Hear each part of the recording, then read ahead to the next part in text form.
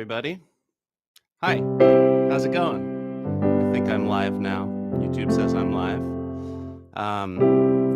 If you can hear me, can you put in the chat where you're from? I'd like to see where people are tuning into or this from.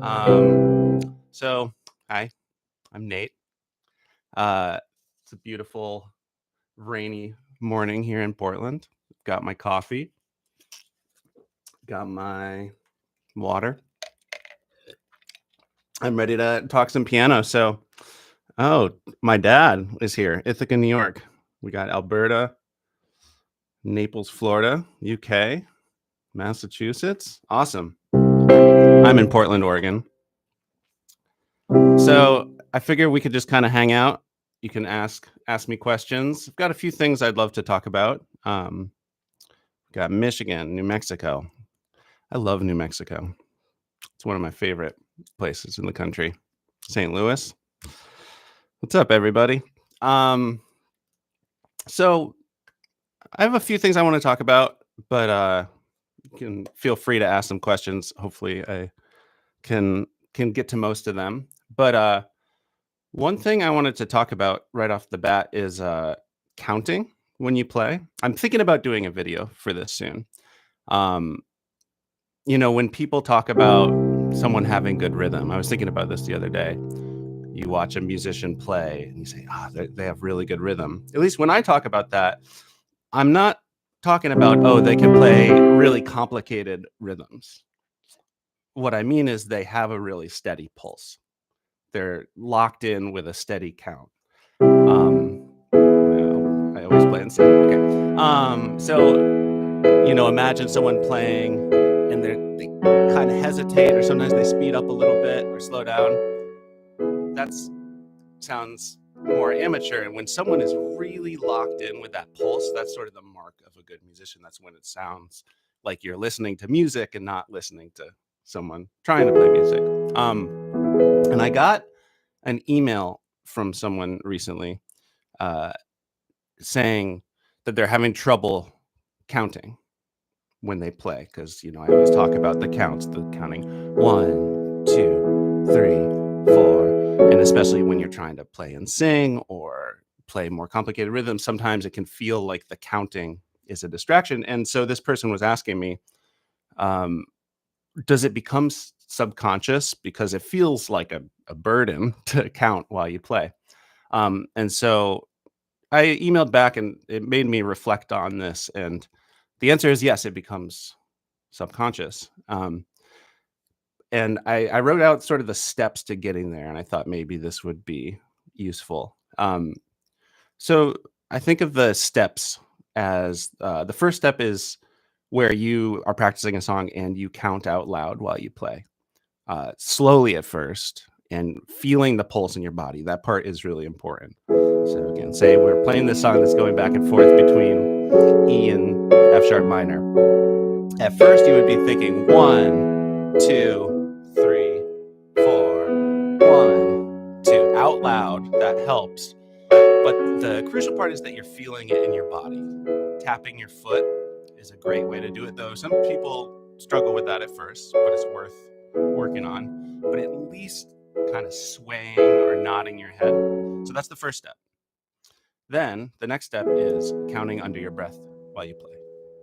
So 2, 3, 4. Just pulling it inside a little bit, but still feeling that pulse in your body. The third step is to count in your head while you play.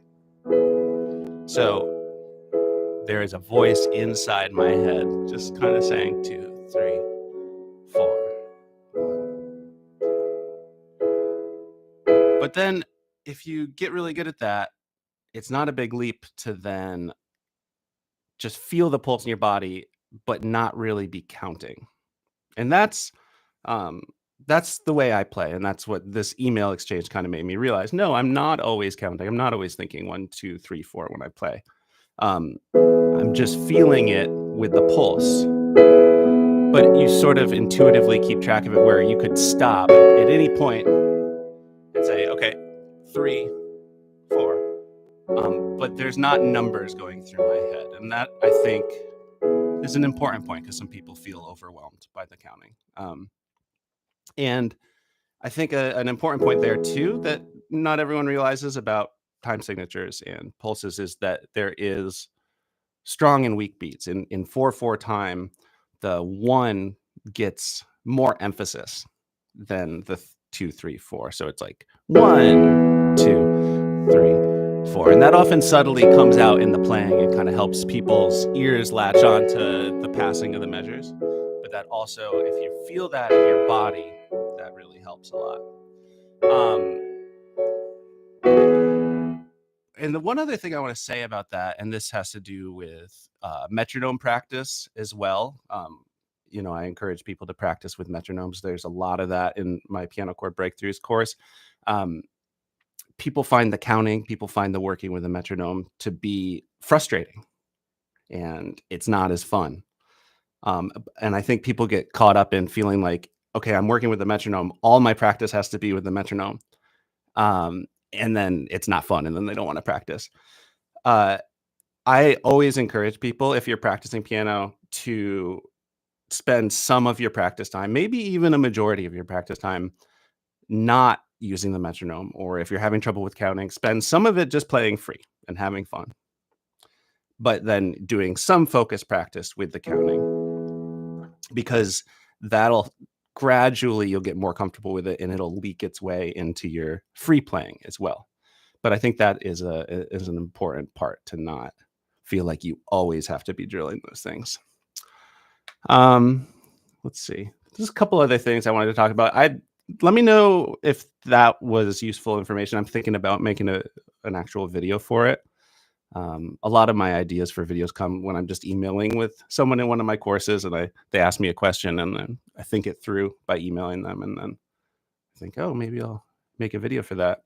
I want to mention, so I mentioned the Piano Chord Breakthroughs course works on the pulse and the counting and the metronome work a lot, and I'm doing a flash sale right now where you can get Piano Chord Breakthroughs for the usual price while also getting Keys to Chord Progressions, my music theory course, basically for free. The whole thing is 43% off. But and Keys to Chord Progressions is less about the rhythm and the technique and how to, embellish chords, and more about understanding keys and what chords go together within a key and to make a cool song. And speaking of keys, I don't know if any of you saw yesterday, I put out a video about why I often don't say what key a song is in when I'm making a tutorial video, and I should more. That's the point. But I was sort of wrestling with my own hesitation too. And the video, the thumbnail was admittedly a little combative, or I was just kind of having fun, but it's a little bit of a controversial video. But I thought of another example that I think might illustrate what I was trying to get at, which is, okay, say we're in the key of C. The song is based around C. The song that I was thinking of is Someday Never Comes by Creedence Clearwater Revival. It's one of the first songs I ever learned on piano. My dad, I think, is watching right now. He taught it to me when I was in middle school. But so the song is in the key of C, or at least that's how I played it. The first line or two is like, first thing I remember was asking Papa why, for there were many things I didn't know. That chord is so cool. But this song is, if I was going to say, this song is in the key of C, right? C is our starting point. Whenever we're on the chord C, it feels like home. I mean, in the first little bit is, it's the same as Let It Be. It's just the classic, 1, 5, 6, 4 chord progression. But then we have this, for there were many things at this A flat major chord. And it's such a nice moment. I didn't know. Then we're right back to C. And so the problem that I was trying to address in that video is, if I started the video and said, this song is in the key of C, all the white notes, and then I start teaching the song, when I hit that A flat chord, there's some amount of people that get confused by that. And I get comments asking, wait, the song's in the key of C. Why was there that A flat chord? And so I think what I'm going to start doing is say the key is in, but just sort of casually mention, but some of the chords step outside of that, because that is really common, especially with good, interesting songwriting. Lots of good songwriting, especially with old folk music and country music, will stay in a key.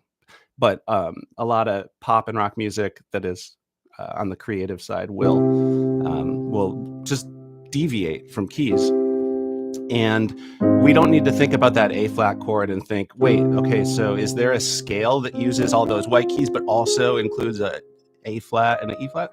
No, the song's in the key of C. We just happen to go off on this little weird chord that sounds really surprising, and it sounds outside the key, and then we just return.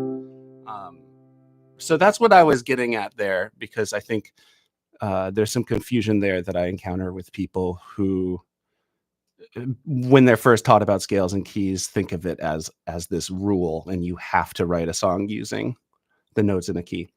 But of course, that's not to say that it's a free for all and just any chord works. Songs are satisfying when you sort of know what's going on and your ear can latch onto the key, knows where the home base is, and then it can do something surprising. And there are common ways that it deviates. This one's actually pretty unusual, but like in the key of C, hitting a B flat is really common, or an E major. And in that course, Keys to Chord Progressions, I go into, once I sort of establish all the ways of thinking about chords and keys, the 1 chord, the 4 chord, the 5 chord, I talk a lot about the common ways where people will deviate from a key, and where those sort of surprising chords like to lead, stuff like that. Cool. I'm gonna, sorry, I know that there's been a lot of messages. Okay, so if you all want to just start asking some questions, I am happy to do that. We could also do a little improvising on chord progressions that you give me. Okay, so some people saying that they would like a video on the rhythm. Cool. Yeah, I think maybe I'll just take what I said here and develop it a little bit and make a video. Nico's been performing your tutorials at the talent show. That's awesome. I've watched some videos of Nico. Nico is really talented, and yeah, keep going, Nico. You're doing great. What should I focus on first to learn keyboards? Should I learn major and minor scales to start off? I'm curious if you are just have never played at all. I'm actually next week, I'm going to release a video that is first piano lesson, that doesn't assume any knowledge, because most of my tutorial videos and most tutorial videos on YouTube assume that your hands already know how to move around on the keyboard and that you know all your note names. So I'm releasing a series of a couple of videos that are supposed to be primers. Learning major and minor scales to start out. I would hold off on minor scales at first. Major and minor scales are the same thing, just different starting points. You'll be overwhelmed if you try to simultaneously learn them. Learning scales is great. If you're truly a beginner, I would hold off at first and just do some more simple finger exercises that don't involve, the crossing of the fingers for the full scale. And I would start off learning a couple of simple songs. I have a playlist on my channel of the easier tutorials. I think sometimes when people jump right in, it depends on your personality, but if you just jump right in, okay, I'm going to learn piano and just start mind-numbing scales practice, it can be unmotivating.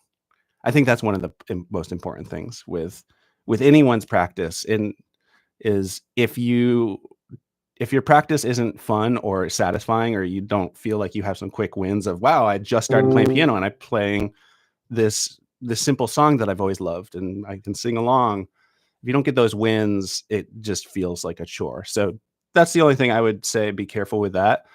But as soon as you've got some wins, and if you feel motivated, I'd say major scales are a great thing to learn. Because again, if you know the major scales, you also know the minor scales. A minor is the same thing as C, just a different starting note, essentially. Yeah, I get confused the difference between keys and scales. Yeah. So scales are collections of notes, and you think of them as a series of notes, like a stairs you can step up and down. Keys are another way of thinking about that as a collection of notes. So this is the C major scale. And then a song would be in the key of C if it's, again, mostly, not necessarily entirely, using the notes from that scale. But with keys, the idea of the home base, the center of gravity, comes into play. So the key of C, C major. I wish I clarified this in my video. When I say the key of C, I mean C major. If it's C minor, I wouldn't say the key of C. I would say C minor. It's just like casually when people are saying a chord progression, if it's C, G, well, I'm just doing it naturally there. C major, G major, A minor, F. I would probably say it's C, it's G, it's A minor, sort of the default if you just say the letter is major. The other confusing thing about keys, I realize, another thing I wish I didn't do in my video is I said, I was talking about the key of C, and then I said all the white keys. So that's just a different use of the word key. A note on the piano, the physical thing you press down, is called a key, but that has nothing to do with talking about playing in the key of something. But keys and scales are very tightly related. It's just the scale is more the sequence of notes, and you think about physically learning how to play that up and down. And the key is sort of what that defines and how it relates to a song.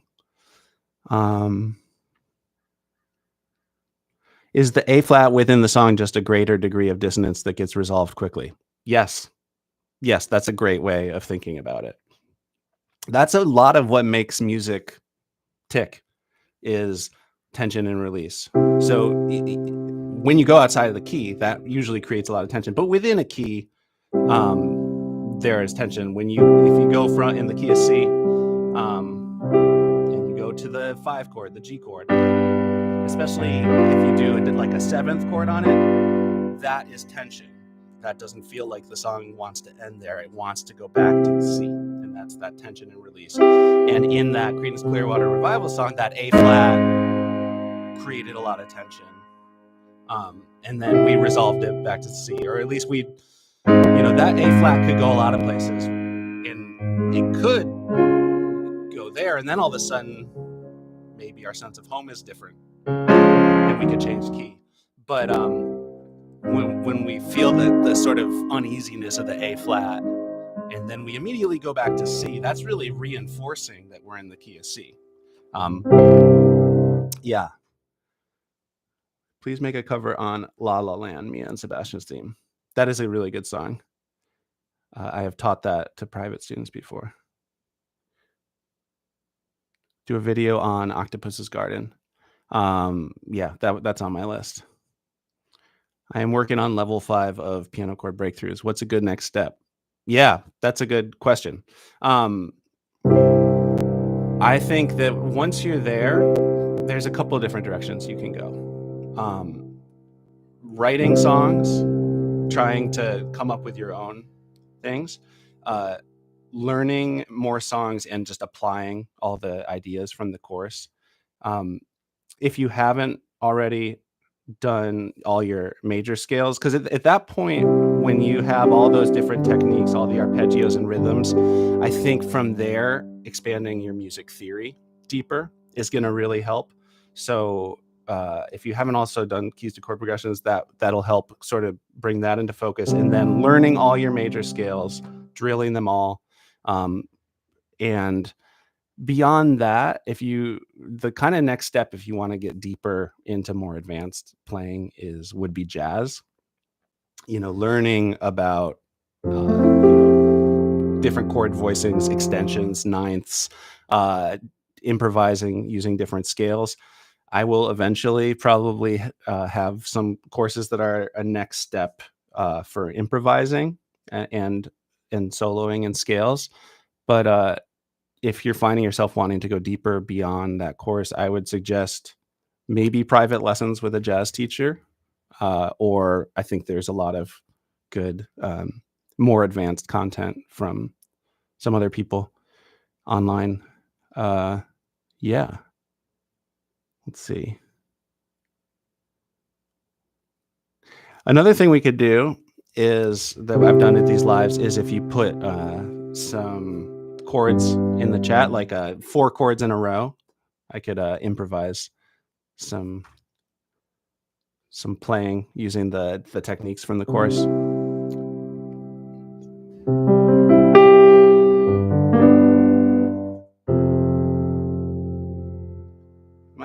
Am I still live here? The message is kind of stopped.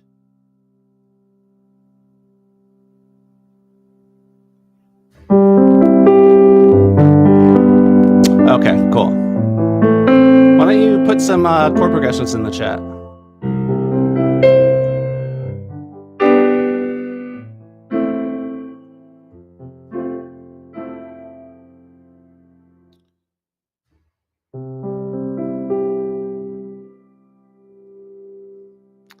Three, 6, 2, 5, 1.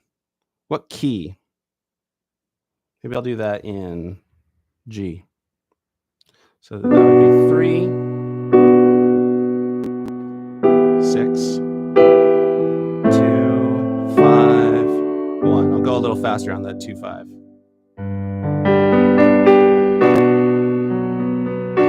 Oh, it starts on 3.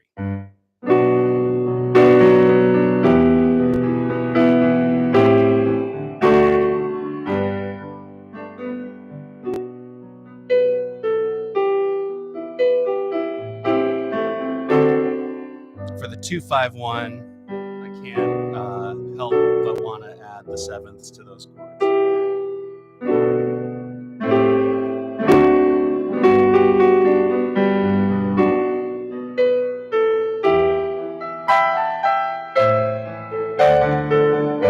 It's a good one. So that's an example of a chord progression that doesn't start on 1, or this chord progression, at least the way I'm playing it, is in the key of G, based on the scale I'm doing, and you can feel it when I finally hit the G. It feels like home.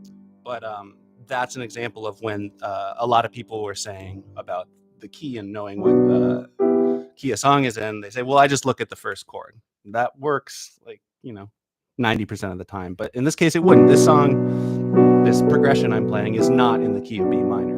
It's in the key of G. You can feel it when I hit the G. 1, 6, 4, 5 in D. I'll do this one maybe a little more energetically.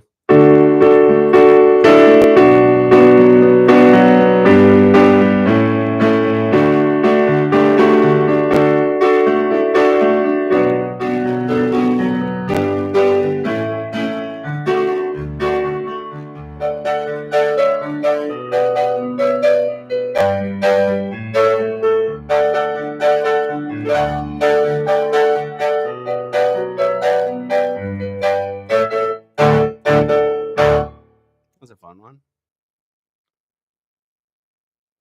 The other YouTube tutors are always trying to sell.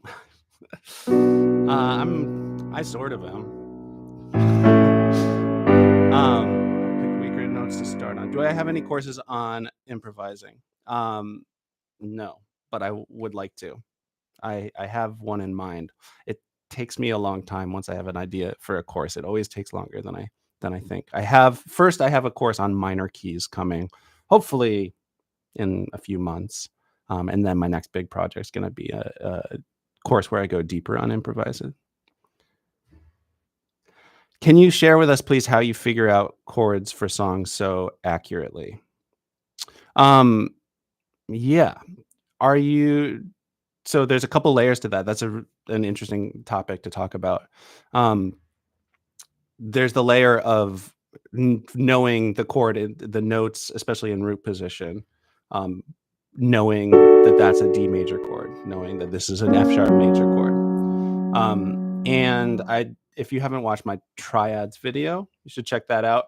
Um, you learn the formula for the different triads, uh, and you can practice the shape. Like you don't have to learn different shapes for every chord. There's a bunch of all white note major chords. That's 3 of the 12 major chords are the exact same shape. Then you can look at the ones that are shaped like this with the black note in the middle. You can just practice those. That's now 6 out of the 12 major chords. Some of it is just that over time you learn a lot of songs, you end up encountering all the chords, and it just becomes more automatic over time. That's in terms of knowing the root position chords. That's sort of step 1. But when I was just improvising, you might have noticed I'm doing a lot of inversions on the chords, and that's the part that takes a little bit of time to do really fluidly and automatically. The best way is just to do inversion exercises. Start with, here's a C chord, and then do the first inversion, second inversion, back to root position. Learning the fingers for that. So I did 1, 3, 5. Then, actually, I can just show you my hand. I haven't used this view yet. So 1, 3, 5, 1, 2, 5, 1, 3, 5, 1, 2, 5, and just practice going up and down the inversions. Once you get the hang of that, doing it for one of the chords that has a different shape, like D major. And what happens over time when you do that kind of practice is there's this point where when I think of when I'm playing a chord progression and I know I need to go to an A major chord, I don't just see this root position A major chord shape. It's like sort of intuitively all A's, C sharps. I know it says D flat, but if we're doing A major, we should think of it as a C sharp. All A's, C sharps, and E's on the keyboard kind of light up in my mind. And then from there, I can just kind of pick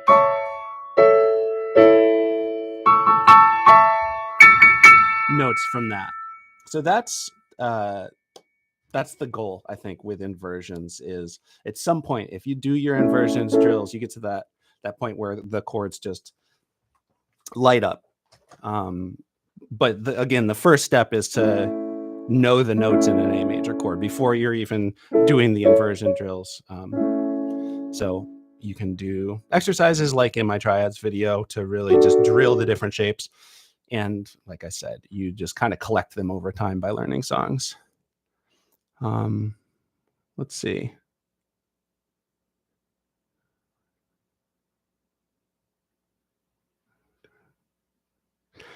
Okay, so we've got another. Should you do inversion drills with both hands? Yeah. I would. It's definitely useful to know the inversions with the left hand as well. Any drill you do with the right hand, the left hand could benefit from. That said, if you are playing mostly in the style that I teach on the channel, if playing, chord-based accompaniment for pop and rock songs and singing along is exactly what you want to do on piano, you're going to be doing the chords and inversions with the right hands quite a bit more. So you might want to prioritize that at first. The left hand can benefit. It comes up, especially if you want to do chords in the left hand while playing melodies or improvising with your right. But yeah, that's my answer. Yes, the left hand can benefit, but maybe depending on what you're trying to do, prioritize really locking it in with the right. Do I have a guitar channel? No, I don't. I do teach guitar, or when I was mostly doing private lessons, I taught piano and guitar. I am not as comfortable on guitar, or I'm more self-taught on guitar. There's some sort of basic stuff that people who take lessons growing up on guitar that I missed. So I feel like I have more to say and more to teach on piano. I like teaching private guitar lessons, but I don't think I'm going to start a YouTube channel for it. Um, yeah, I love playing guitar though. It's really fun. It's a nice change of pace. Sometimes I get into uh, patterns of playing on piano, especially with writing, where maybe I do something. My hands go to things that I've already done before, and sometimes writing on guitar or playing on guitar is just because I'm not as comfortable on it. Sometimes it makes me come up with cool things. Um, okay, I'm gonna check out this chord progression. So E major. You wrote out that major. I'm gonna assume major 7 there, and A flat, B flat, B7, back to E.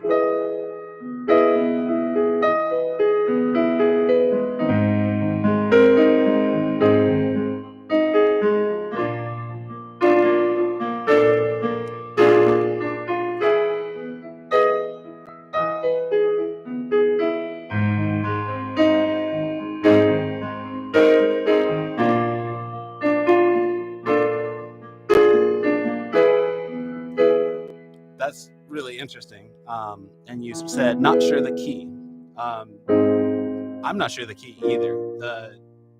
The A flat to the B flat, those two major chords next to each other kind of imply that that's like the 4 and 5 chord in the key of E flat. But then I'm sure you all felt that every time I instead went to E major there, it was disorienting. But I kind of liked it too. That's the other thing. Sometimes, if you wrote a song with that, unless, there's probably a way with amazing lyrics and a really clever melody. But if you wrote a song with that chord progression, it would probably have a hard time being a #1 hit on the radio or something, because it strikes people's ears as weird and might be not the most accessible, but it could be really interesting. And if what you're trying to communicate with your lyrics in that song is a sense of uneasiness, or if those are the emotions, maybe that's a cool chord progression for that song.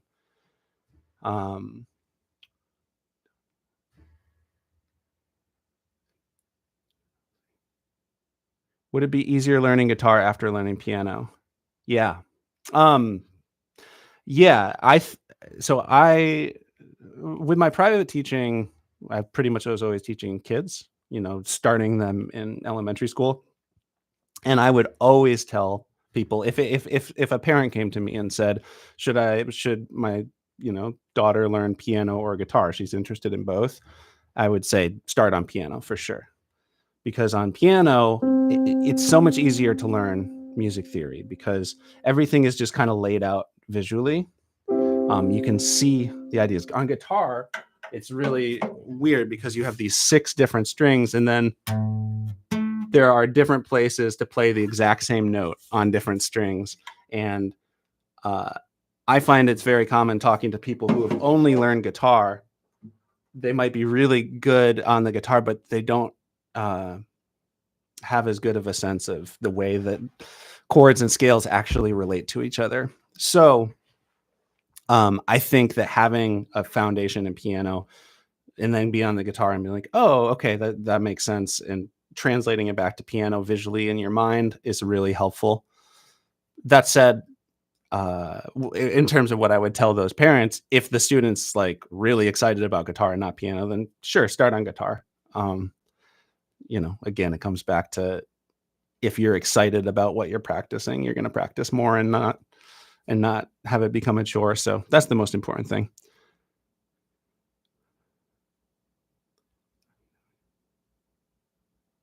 How do you know when you should play the full 7th chord in the right hand or only the top 3 notes with the root in the left?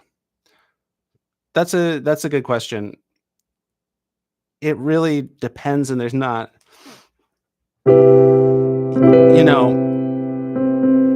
listen to the difference between C major 7 like that and C major 7 like that. That C doesn't add a lot.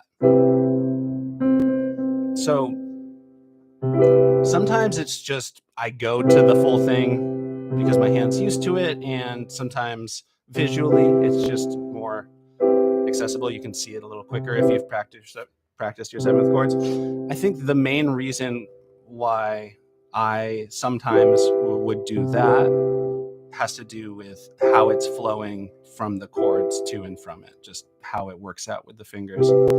But yeah, with seventh chords, there's so much that goes into it, so many different ways to voice it. You could, not play that G, but play the G here.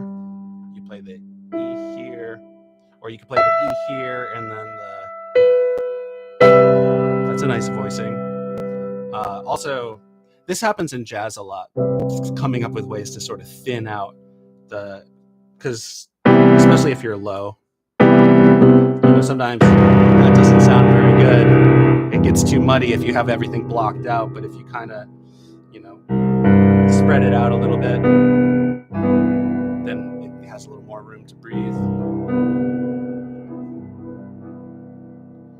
Where do you recommend buying keyboards online for broke people? Probably Craigslist. You can definitely get good deals on Craigslist. I am right-handed. Is it easier to learn piano if you're left-handed? I don't think so.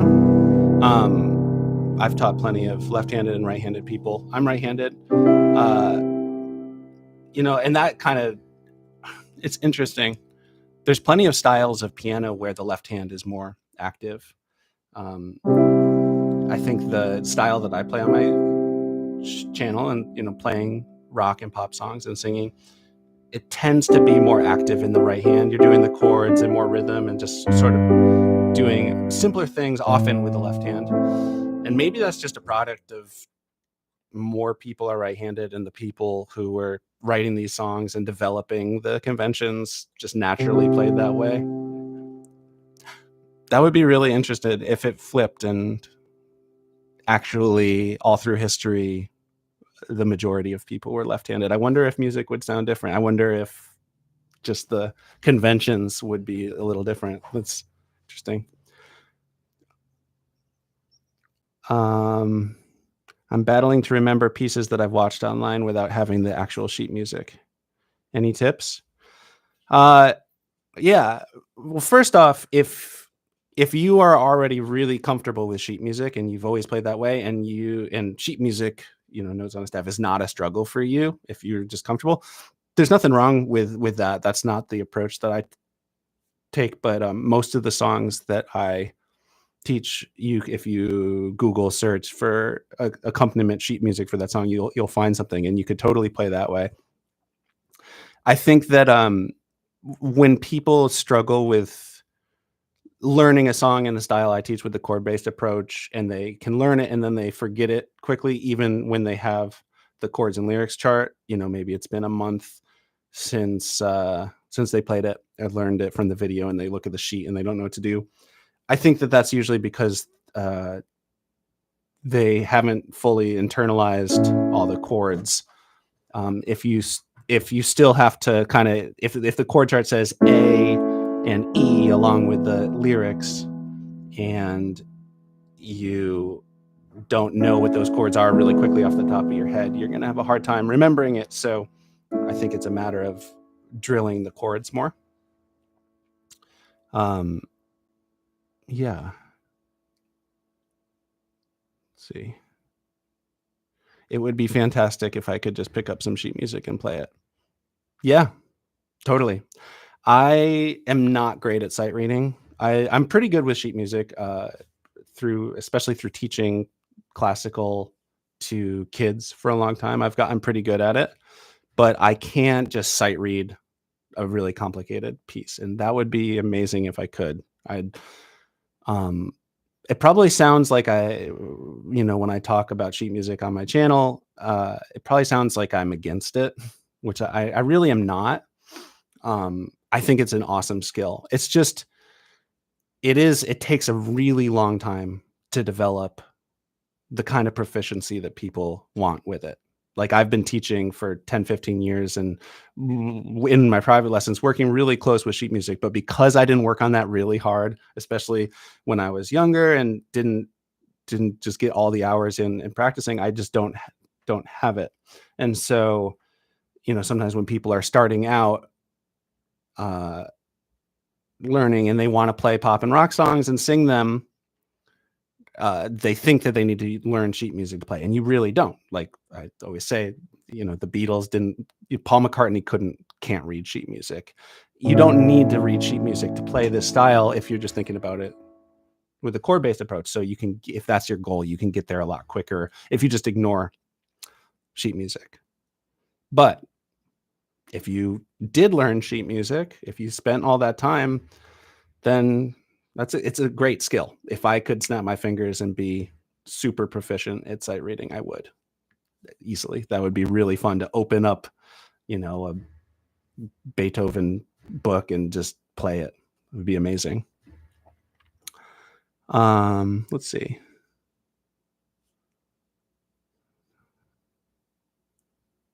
I always struggle with the rhythm and tempo. I tend to slow down on difficult parts. Is a metronome the answer? Yeah, that's a really good question. And I have a few thoughts on that. Yes, definitely metronome practice is awesome.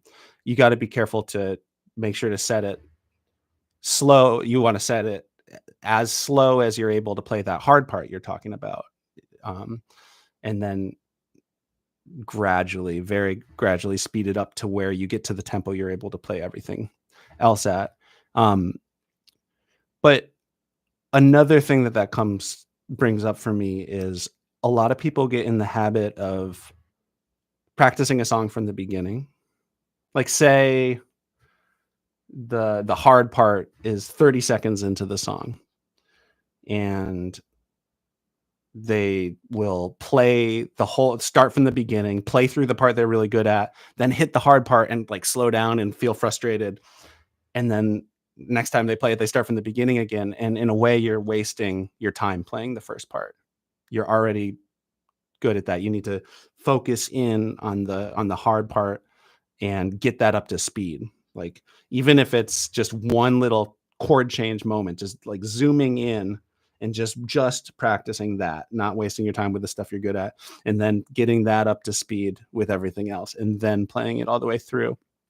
But yes, metronome is an amazing tool. If you want to lock in your steady pulse, playing with a metronome is great. You just have to be careful to set it slow enough at first, be patient with it. And also, if you are doing metronome work, again, not feeling like all of your playing then has to be to the metronome. Because if you find it frustrating, if you find it takes time to get used to. A lot of people start with the metronome and it's really hard to stay with it. Some of that is finding the slower tempo, but some of it is just, in a 30-minute practice session, if you find the metronome frustrating, just do a minute or two or 5 minutes of the metronome and then play without it and then sleep on it. Next time, do 5 minutes with the metronome, just so the frustration with it doesn't overwhelm your practice sessions. And then you'll gradually get more comfortable and be able to add it to more of your practice time. And then eventually maybe doing that with the metronome so much really instills that steady pulse. And then then you don't need to practice it with it as much.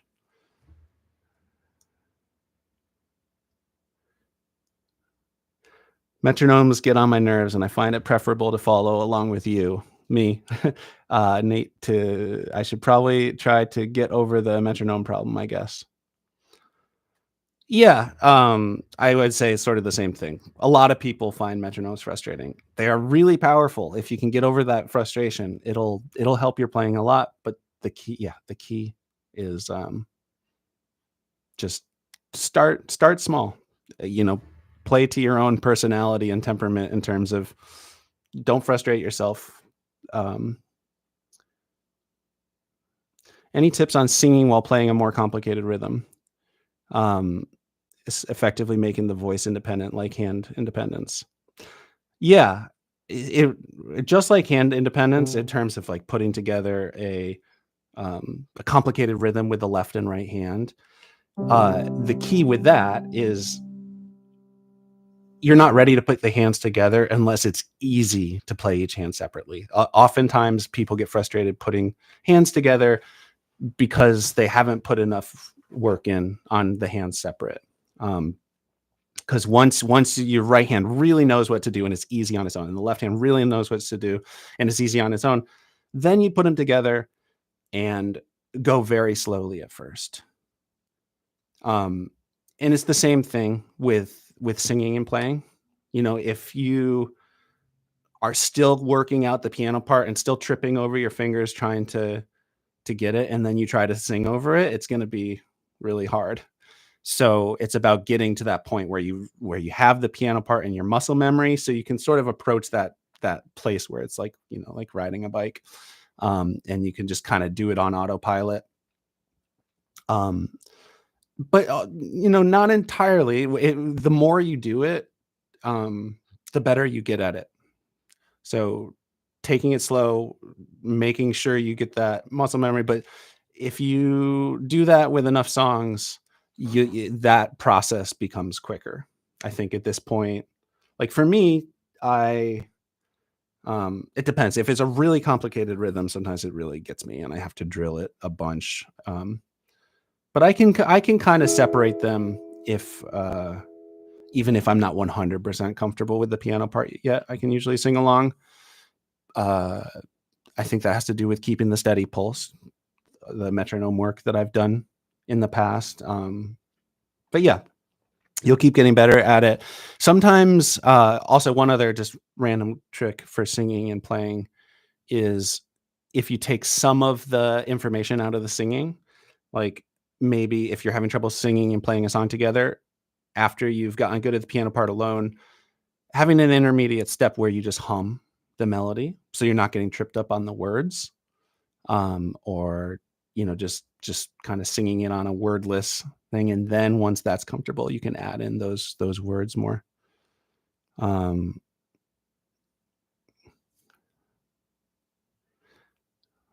Cool. Let's see, let me just see what I missed real quick. I use the metronome to sometimes check my speed. Sometimes I rush. That's great. Tap tempo is a really good tool. If you just Google tap tempo, um, that'll give you some tools. And some of the metronome apps have a tap tempo function where you can feel the beat and just click, click, click, and it'll tell you what beats per minute you're playing at. That can be really helpful for, say, you're working on a song and you feel like you're playing it kind of slow and you find the speed that you're comfortable with, and then you can tap tempo and see what that metronome setting would be. Then you can maybe, if you want, play along to a metronome, or just keep track of where you're at that speed, and then you can find like your target. Maybe listen to the song you're trying to play and tap along with the official recording and say, oh, okay, I've been playing it at 80 beats per minute, but the recording's actually at 120. So that's my goal. Then maybe next time you sit down to practice, you put the metronome at 90 beats per minute and just or even 85, right? And then ideally play along with that. But you can also just use it to cue yourself. You can press play on the metronome, get the speed in your body, then maybe stop it and then play like that. Then over time, you can use that to work gradually towards your goal. I'm in my 40s now and forgot most of my skills. Now that my kids are learning, I'm also doing lessons. Just to let you know, I've shown your tutor channel, or our tutor your channel, and she loves it. You are the best. Thank you so much. That is awesome. Especially that you are getting back into piano while your kids are doing it. That's great. And I hope that maybe you and your kids can play together. That's a way of spending time with them and just filling your house with music. Yeah, cool. Would you be able to do some blues tutorials? I did that one on the C minor blues scale. I got to think about it. That video, people really like that video. I am not a great blues player. That's just the thing there is there are other teachers that are focused on the blues that are doing a great job with it. I don't feel like I have as much to say or teach on that, but through my private lessons, especially when kids have gotten interested in certain things that I'm not as comfortable with, sometimes it has prompted me to teach myself and learn more so I could teach. And I've picked up a lot of skills that way. So maybe I should try to do more blues tutorials because then I will get better at blues playing. Um, all right, cool. I think I am going to wrap this up. This was really fun. Thanks for all the great questions. Just want to mention one more time that I am doing the flash sale through tomorrow. So you can get keys to chord progressions with piano chord breakthroughs at just the usual piano chord breakthroughs price. I put the link down there. Can we have more Beatles tutorials? Yes, absolutely. I think there's like a few Beatles songs that I don't really like, but in general, I love their whole catalog. And as long as I'm doing this, which I think I will be doing for a long time, I'm just gonna keep hitting the Beatles songs, and eventually I'll hit most of them. I think. I Yeah, maybe once a month a Beatles tutorial. I'm gonna keep doing them. I don't want to do all Beatles tutorials, but yeah, I'm gonna keep coming back to the Beatles. Golden Slumbers, please. That's on my list. I think I will hit that one really soon. Awesome. Well, thank you, everybody. I hope you have an awesome rest of your weekend. Thanks for hanging out with me. This was fun. I will do it again sometime soon. All right. Bye.